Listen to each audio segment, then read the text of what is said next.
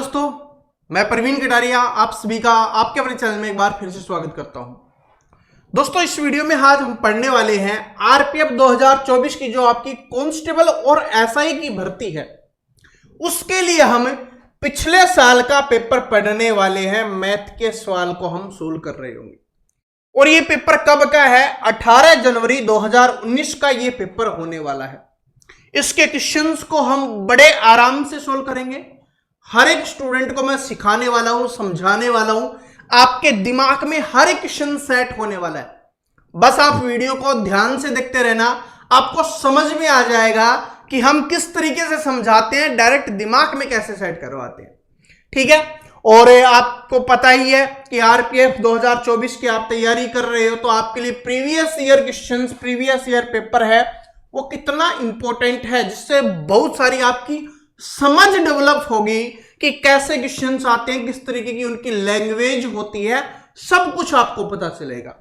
तो चलिए मोटिवेशन से इसकी शुरुआत कर लेते हैं कि खुद की प्रतिष्ठा अगर कायम रखनी है, खुद की प्रतिष्ठा अगर कायम रखनी है तो कभी खुद के फैसले पर शक नहीं करना चाहिए। अभी मैं क्यों बता रहा हूं, अगर आपको आरपीएफ 2024 में सिलेक्शन लेना है तो जो स्टूडेंट ये सोचते हैं ना, पता नहीं मेरा सिलेक्शन होगा या नहीं होगा, पता नहीं कम वैकेंसी है, मेरा सिलेक्शन हो पाएगा या नहीं हो पाएगा, मुझे तो मैथ नहीं आता, मैं तो मैथ सीख ही नहीं सकता, तो खुद के ऊपर अगर शक करने लग जाओगे, अगर खुद पर ही शक करने लग जाओगे तो आपको कभी भी सफलता नहीं मिलेगी। आपने फैसला ले लिया कि हाँ मुझे आरपीएफ 2024 में सिलेक्शन लेना है, इसके लिए तैयारी करनी है, बस कंटिन्यू करते रहो, रास्ते पे चलते रहो, रास्ता अपने आप आपको आपकी मंजिल तक लेके जाएगा। लेकिन बस रास्ते से भटकना नहीं है। बहुत सारे स्टूडेंट मेहनत भी करते हैं और वो लास्ट में सफलता नहीं प्राप्त कर पाते। इसके पीछे का रीजन क्या है कि ये है लक्ष्य। ये मान लो आपका आरपीएफ 2024 का सिलेक्शन है, यहां पर स्टूडेंट यहां से मेहनत शुरू करते हैं, यहां पर आके रुक जाते हैं, कुछ स्टूडेंट यहां पर आकर रुक जाते हैं, कुछ स्टूडेंट यहां पर आके रुक जाते हैं। जब तक आप इस लक्ष्य तक नहीं पहुंचोगे आपको सफलता नहीं मिलेगी। यहां पर रहने वाले 2-4 नंबर से रह जाते हैं, यहां पर रहने वाले 5-7 नंबर से रह जाते हैं, यहां पर रहने वाले तो बस थोड़ी बहुत ही तैयारी करते हैं। ठीक है, तो आपने फैसला ले लिया कि मुझे लेना ही आरपीएफ की जॉब, तो उसके लिए मेहनत करो और अपने फैसले पर कभी भी शक मत करो, कंटिन्यू आगे बढ़ते रहो। या तो फैसला लो ही मत, सोच समझ के लो, अगर कर सकते हो तो ही लो, नहीं कर सकते तो फिर रहने दो। ठीक है, तो काफी मोटिवेशन हो गया। चलिए शुरुआत करते हैं। पहला क्वेश्चन है आपकी स्क्रीन पे, क्या है? x का मान ज्ञात कीजिए, find the value of x। ये अपने को दिया गया, बड़े प्यार से देखेंगे क्या लिखा हुआ है। x³ भाग में 29 और बराबर में है 841 है आपका।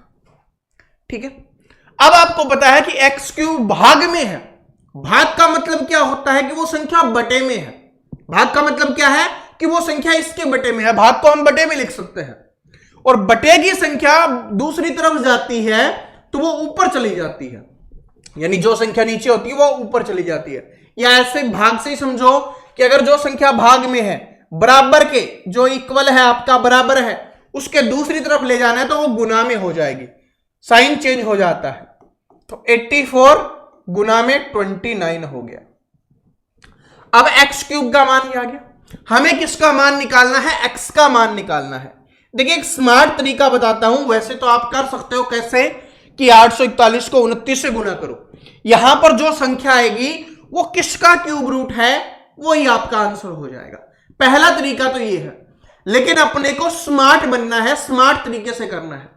और जो ये क्यूब रूट है ना, क्यूब निकालना, क्यूब रूट निकालना, मैं इसकी एक क्लास करवाऊंगा, आपको समझा दूंगा, बहुत छोटी सी क्लास में बड़े आराम से सीख जाओगे। लेकिन देख लो कि क्यूब रूट वाले क्वेश्चंस आते हैं। ठीक है, इतना समझ लो, आगे मैं आपको बाद में करवा दूंगा। अब देखो कैसे करें।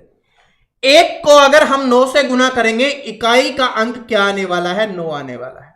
इतना समझ के अगर आप 8 का क्यूब करते हो तो क्या आएगा भाई? 8 गुना 8 64 और 8 चौके 32, इकाई का अंक 2 आ रहा है। 0 का क्यूब करोगे तो इकाई के अंक की बात कर रहे हैं तो 0 ही रहेगा। 1 का क्यूब करोगे तो 1 ही रहेगा। लेकिन 9 का क्यूब करोगे तो 9 आएगा। इसका मतलब इसका आंसर ये हो गया। बताओ स्मार्ट तरीका है या नहीं? पेपर में आया हुआ क्वेश्चंस, पेपर में आए हुए ऑप्शंस कैसे सोल्व करना है कम समय में, ये मैंने आपको सिखा दिया। और कम समय में नहीं, सोल्व ही कैसे करना है वो भी आपको समझा दिया।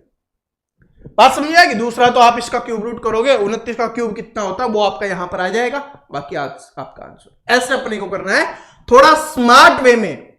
देखिए एक चीज होती है, एक होती है जिसको बोला जाता है आज के टाइम में गधा मेहनत, कि लगे जा रहे हो, पढ़े जा रहे हो, लेकिन उससे आपका सिलेक्शन नहीं हो रहा।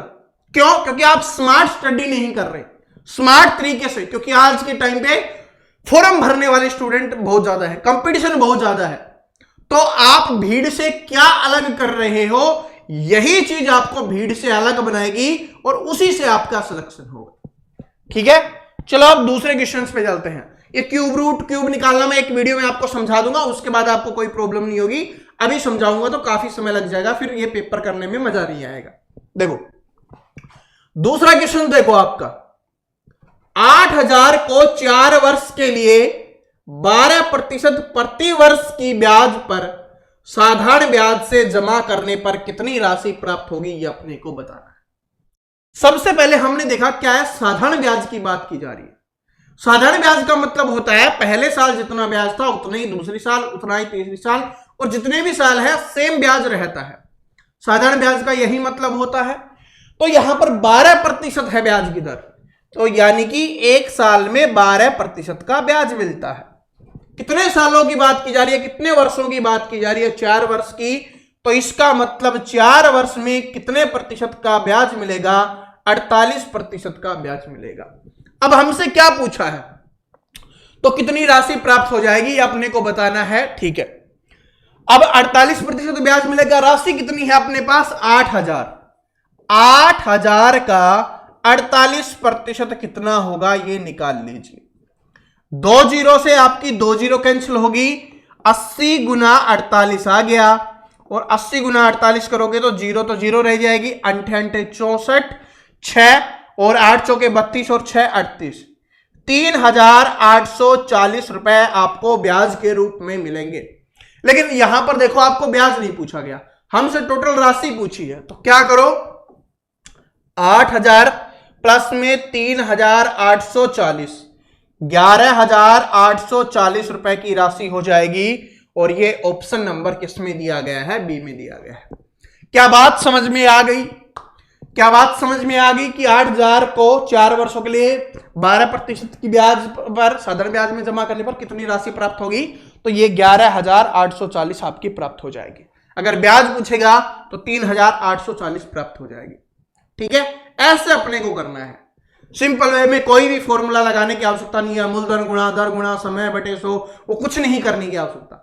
अपना जो तरीका है वो सबसे स्मार्ट तरीका है, सॉल्यूशन आराम से हो जाता है, बड़ा जल्दी सॉल्यूशन होता है। अब क्वेश्चन नंबर तीसरे पे चलते हैं। क्या है? एवरेज का है, ये औसत का है कि 5 संख्याओं का औसत संख्या 119 है। ठीक है, औसत क्या होता है पता है ना आपको? आंकड़ों का योग बटे आंकड़ों की संख्या। एक संख्या को निकाल देने के बाद भी औसत वही रहता है, तो निष्कासित संख्या पता करें। अगर औसत पर कोई भी प्रभाव नहीं पड़ रहा, इसका मतलब क्या है कि जितना औसत था उतनी ही संख्या निकली है, तो इसका मतलब 119 को ही निकाला गया। प्रभाव पड़ता, अगर कम हो रहा होता औसत, तो इसका मतलब बड़ी संख्या बाहर निकली है। औसत बढ़ रहा होता, इसका मतलब उससे छोटी संख्या बाहर निकली है। और अगर औसत सेम रहता है, इसका मतलब जितना औसत था उतनी ही संख्या है वो बाहर निकली है। तो ये 119 था, तो 119 ही संख्या क्या है, उसको बाहर निकाला गया है। निष्कासित का मतलब, निष्कासित भी नहीं, यहां पर निकाल ही दिया गया लिखा हुआ है, यहां पर निष्कासित भी लिखा हुआ है। दोनों का मतलब क्या होता है? सेम होता है, निकालना। ठीक है, अलग कर देना। चलो अगले क्वेश्चन पे चलते हैं। यह आपका अनुपात का क्वेश्चन है और आपके आरपीएफ कांस्टेबल के इसी एग्जाम में सेकंड शिफ्ट का जो आपका पेपर था उसी में पूछा गया क्वेश्चन है कि एक विशिष्ट राशि को 6:5 के अनुपात में 2 भागों में विभाजित किया जाता है। इसका मतलब 6 और अनुपात के 2 भागों में बांटा जाता है। विभाजित करने का मतलब होता है उस संख्या को बांटा गया है, ठीक है, उस राशि को बांटा गया है जो भी दिया गया है। यदि पहला भाग 84 है तो कुल राशि कितनी है? अब पहला भाग अनुपात में कितना है? 6, और वैसे कितना दिया गया? 84, यानी 6 का मान 84 है। 1 का मान निकालोगे, इसके बटे में 6 कर दो, करिए, काटिए, 6 कम 6 और 6 चौके 24, कितना आ गया? 14 आ गया। कितना आ गया? 14 आ गया, 14 आपका आ गया। अब हमसे क्या पूछा है? कुल राशि। कुल राशि क्या हो जाएगी? 6 और 5 11 अनुपात। जब एक अनुपात का मान हमें पता है कितना है 14, 11 अनुपात का मान निकालेंगे तो कितना हो जाएगा? 14 गुना 11 यानी 154 हो जाएगा। क्या बात समझ में आ गई? पहली का अनुपात के बराबर हमें दिया गया था कि पहला भाग 84 है, पहला भाग अनुपात में 6 था, तो 6 बराबर 84 हो गया, 1 बराबर 14 हो गया। हमसे टोटल पूछा तो टोटल 11 है, तो 14 गुना 11 हमने किया, 154 आ गया। आपसे यह भी पूछ सकता है कि दूसरा भाग कितना होगा, तब आप कर देते कि 14 गुना 5 कर देते। आपसे यह भी पूछ सकता है कि दोनों भागों के बीच में अंतर कितना होगा, वो 1 अनुपात का अंतर है, तो 14 आपका आंसर हो जाता। ऐसे कुछ भी पूछे, जो जो पूछ सकता है सब कुछ मैंने आपको बता दिया है और आराम से आपको सोल्व करना सिखा दिया है, ठीक है। अगर वीडियो अच्छा लगता है ना तो आप वीडियो की भावनाओं में खो जाते हो, लाइक नहीं करते। लाइक कर दिया करो, इससे हमें मोटिवेशन मिलता है अगली वीडियो और बेहतरीन बनाने के लिए, तो लाइक जरूर कर दिया करें सभी स्टूडेंट। आगे देखिए क्वेश्चन क्या है कि 32,000 रुपए की राशि 2 वर्षों की अवधि के लिए 15% प्रतिवर्ष की दर से वार्षिक ब्याज दर ज्ञात कीजिए। सॉरी, वार्षिक ब्याज ज्ञात कीजिए, ये अपने को बताना है, ठीक है। इस क्वेश्चन में थोड़ा सा फाल्ट टाइपिंग में हो गया है, वो आपको समझा दूंगा, क्या कोई दिक्कत नहीं। इसमें क्या है? चक्रवृद्धि ब्याज है। चक्रवृद्धि ब्याज का मतलब होता है पहले साल के ब्याज पर भी ब्याज मिलना। अगर आपने देखा होगा, मैं आपको पहले बता चुका हूं कि जो 15% वाला है ये बार बार रिपीट होता है, और 15% अगर 2 साल की बात की जा रही है तो इसमें 32.25% का ब्याज मिलता है, ठीक है। अगर आप पहले से पढ़ते आ रहे हो तो आपको ये पता होगा। नहीं पता जिन स्टूडेंट को कि ये कैसे आया, मैं आपको समझा देता हूं क्योंकि समझाना जरूरी है। देखो 100 था, मैं वैसे समझा रहा हूं, 100 था, पहले साल 15 का ब्याज मिला, दूसरे साल भी 15 का ब्याज मिलेगा। लेकिन चक्रवृद्धि ब्याज क्या होता है? पहले साल के ब्याज पर भी ब्याज मिलना। तो इसका 15% कितना होगा? इसका 15% हो जाएगा आपका 2.25 हो जाएगा। कितना हो जाएगा? 2.25 हो जाएगा। तो यहां से यहां कितना हो गया? 15 15 30 और 2 32.25। ये ऐसे होता है, समझ में आ गया? जब इतना समझ में आ गया तो आपके लिए बहुत आसान हो गया। अब तो आपके लिए बहुत आसान हो गया, ठीक है। अब आपको क्या निकालना है? इसका ये निकाल दो, 32.25% आपको ब्याज पता चल जाएगा, ठीक है। निकालिए, कितना है अपने पास? 32,000 है। 32,000 है, इसका 32.25% अपने को निकालना है। प्रतिशत के लिए 100, और यहां से अगर हम दशमलव भी हटा दें तो बटे में 100 और कर देंगे। ये दशमलव हट चुका है, ठीक है, ये दशमलव हट चुका है, ये समझ लेना। चलो मैं इसको करता हूं, ये हट गया अपना, ठीक है, ये दशमलव हट गया है। अब देखो, बस काटो और आपका ब्याज निकल के आ जाएगा। 2 जीरो से 2 जीरो कैंसिल, 1 जीरो से 1 जीरो कैंसिल हो गई। इसको 5 से काट दो, 5 दूनी 10, इसको 5 से काटो, 5 छंगे 30, 5 चौके 20, 5 पंजे 25, 2 से काटो 16 पे, 16 को इसको गुना कर दो, आपका आंसर आ जाएगा 645 गुना 16। ये आपका आंसर हो गया। आंसर हो गया क्या? ब्याज निकल के आ गया। रुक जाओ, समझाता हूं। 645 को 16 से ऐसे गुना कर लो, वैसे तो आप ऐसे भी कर सकते हो, 10 से गुना कर लो, फिर 6 से कर लो, ऐसे भी हो जाएगा, लेकिन डायरेक्ट कर लो।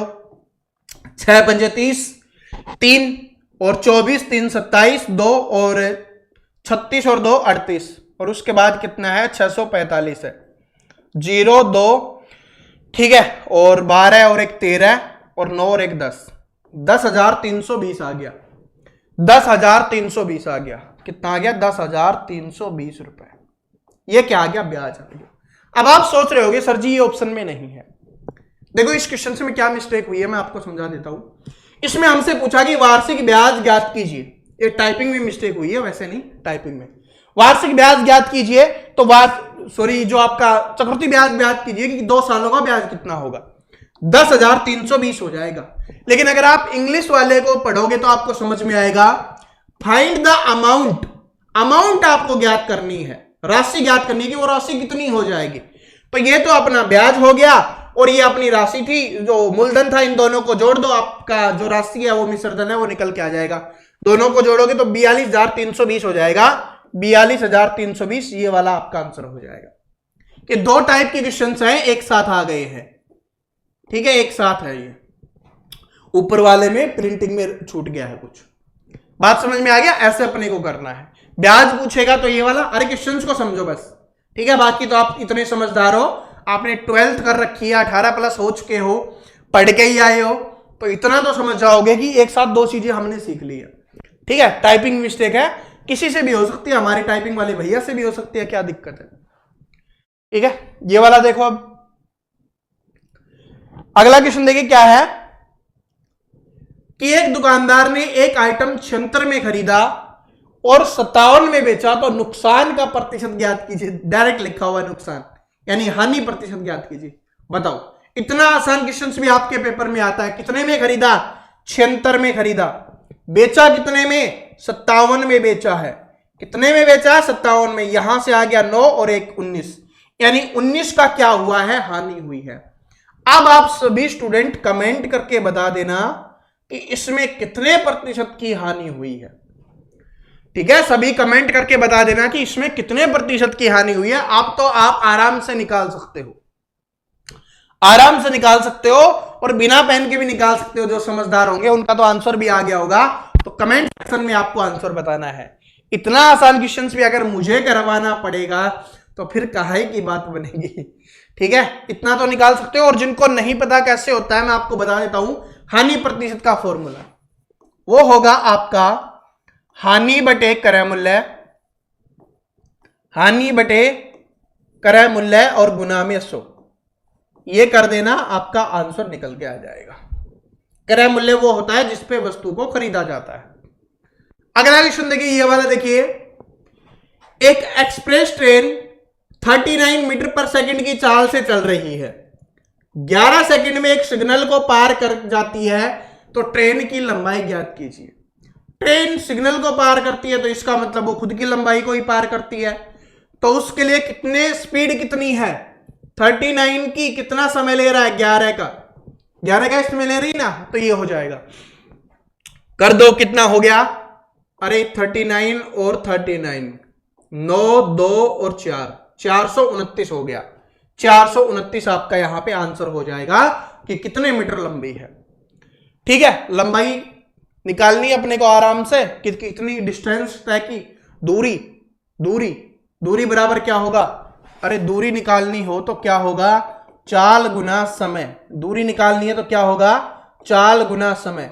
चाल अपने को दी गई है 39, समय अपने को दिया गया 11, गुना कर दिया तो 429 आपका आंसर आ गया। ठीक है, ऐसे ही आंसर निकल जाता है। ऑप्शन नंबर सी आपका यहां पे करेक्ट आंसर हो जाएगा। चलो आगे। इस वाले से याद रख लेना कि जब भी वो सिग्नल को पार करेगी, किसी खंबे को पार करेगी, किसी आदमी को पार करेगी, किसी पेड़ को पार करेगी, तो वो सिर्फ स्वयं की लंबाई को पार कर रही होगी। अब ये वाला देखिए कि राम और राज की आयु का अनुपात 4:5 है। राम और राज की आयु का अनुपात कितना दिया गया है? 4:5 दिया गया है। यदि उनकी आयु का योग 180 है तो अनुपात में योग कितने का है? 9 का, और 9 का मान दिया गया है 180। 1 का मान क्या हो जाएगा? 20। 1 का मान कितना आ गया? 20। तो उनकी आयु के बीच का अंतर बताओ। अंतर बताना है। अंतर 1 अनुपात का है तो वो 20 ही आपका हो जाएगा। यहां पे समझ में आ गया? अंतर आपसे अलग अलग पूछता तो 1 अनुपात बराबर 20 आ गया। इसकी पूछेगा तो 80, इसकी पूछेगा तो 100। ठीक है, और दोनों का योग देख लो 180 है, और दोनों के बीच का अंतर देख लो 20 ही है। ठीक है, काफी बड़ी बड़ी एज में है ये, हमारे बुजुर्ग बुजुर्ग व्यक्ति हैं ये वाला देखिए। जिनको लगता है ना कि सर जी आरपीएफ कांस्टेबल में क्या त्रिभुज वाले या वैसे क्वेश्चंस आते हैं, आयत वाले, त्रिभुज वाले, ऐसे मेंसुरेशन वाले आते हैं, देख लो पेपर में आता है, ठीक है। और बहुत सारे लोग आपको बोल रहे हैं कि कुछ नहीं आता, आता है, ठीक है। ये पेपर का ही क्वेश्चन है। देखो, समभुज त्रिभुज जिसकी भुजा 42 सेंटीमीटर है। एक क्या है? समभुज त्रिभुज है जिसकी भुजा दी गई है 42 सेंटीमीटर, उसका क्षेत्रफल ज्ञात कीजिए। आपको भुजा दी गई है और उसका क्षेत्रफल ज्ञात करना है। तो जब समभुज त्रिभुज है और उसका क्षेत्रफल हमें निकालना है, तो समभुज त्रिभुज के क्षेत्रफल का क्या फॉर्मूला होता है? इसका फॉर्मूला होता है, समभुज त्रिभुज के क्षेत्रफल का आपका फॉर्मूला हो जाएगा √3/4 a स्क्वायर। एक का मतलब होता है यहां पर भुजा से, यहां बोल सकते हो भुजा स्क्वायर। तो लिख दो, बस सिंपल है कि √3/4, भुजा कितनी दी गई है अपने को 42 स्क्वायर है, तो 2 बार लिख दो। 2 से काटा 21 पे, 2 से काटा 21 पे, 21 गुना कितना हो जाएगा 441 और √3, तो 441 √3 आपका आंसर हो जाएगा। ये वाला नहीं है, ये वाला है, 441 √3 हो गया। बात समझ में आई? कैसे हुआ समझ में आ गया?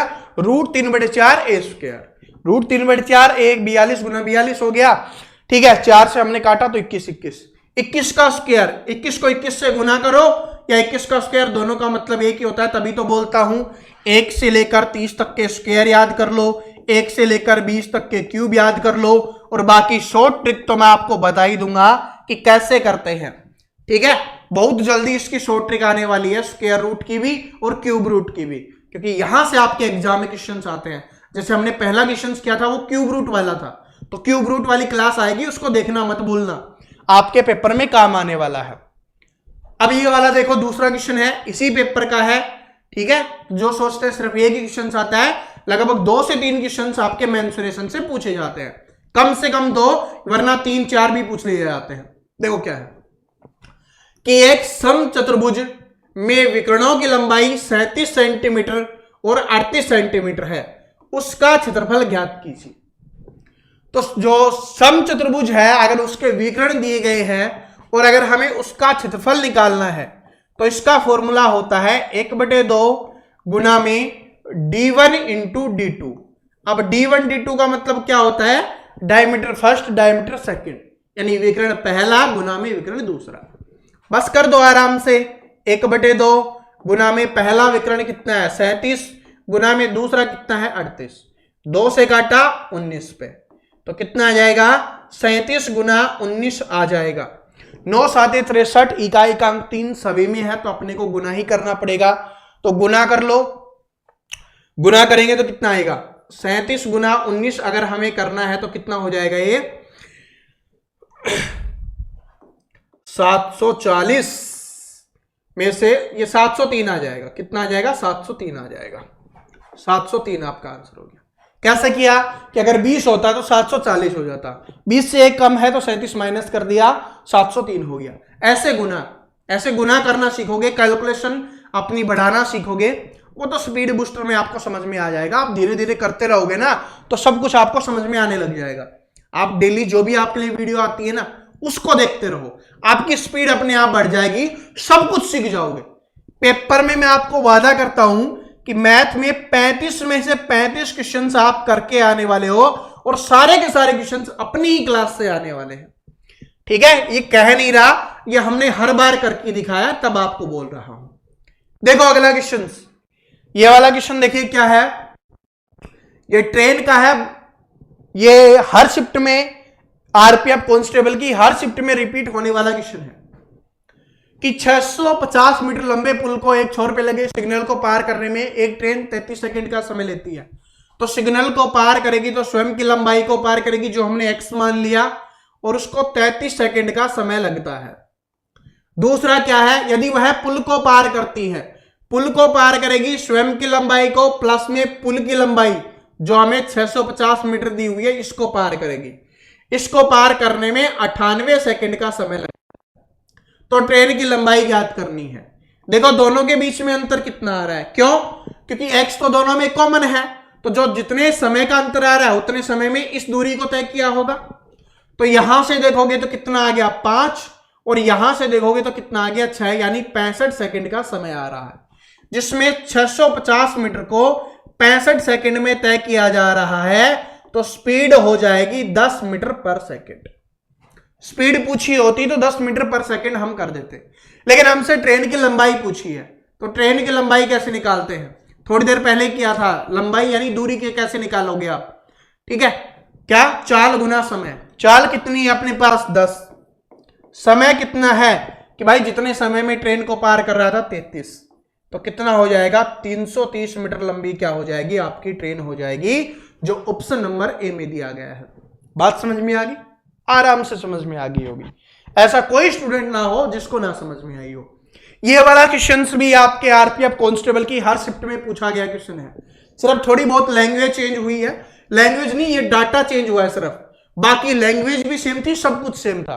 देख लो ये क्वेश्चन क्या है कि सर्जियो पेरेज ने रेस का पहला राउंड 300 किलोमीटर प्रति घंटे की रफ्तार से पूरा किया, दूसरा राउंड 450 किलोमीटर प्रति घंटे की रफ्तार से पूरा किया, 2 राउंड की औसत गति बताइए। अगर देखिए बात को समझो, अगर कोई व्यक्ति ग्राउंड के राउंड काट रहा है, चक्कर काट रहा है, तो बराबर दूरी तय करेगा। मान लो यहां से शुरू किया, यहां से पहला राउंड खत्म, फिर दूसरा राउंड, यानी बराबर दूरी तय हो रही है। अगर बराबर दूरी तय हो रही है तो औसत गति हमसे पूछी है, उसका फॉर्मूला क्या होता है। काफी बार आपको बता चुका हूं औसत गति का फॉर्मूला क्या होता है, बहुत आसान है, 2 गुना में पहली चाल गुना में दूसरी चाल और बटे में पहली चाल जमा में दूसरी चाल। ऊपर गुना होता है, नीचे जोड़ होता है, साथ में ऊपर 2 भी होता है। बस आराम से कर दो, 2 गुना में 300 गुना में 450 और नीचे जोड़ के लिखना है तो कितना हो जाएगा 750।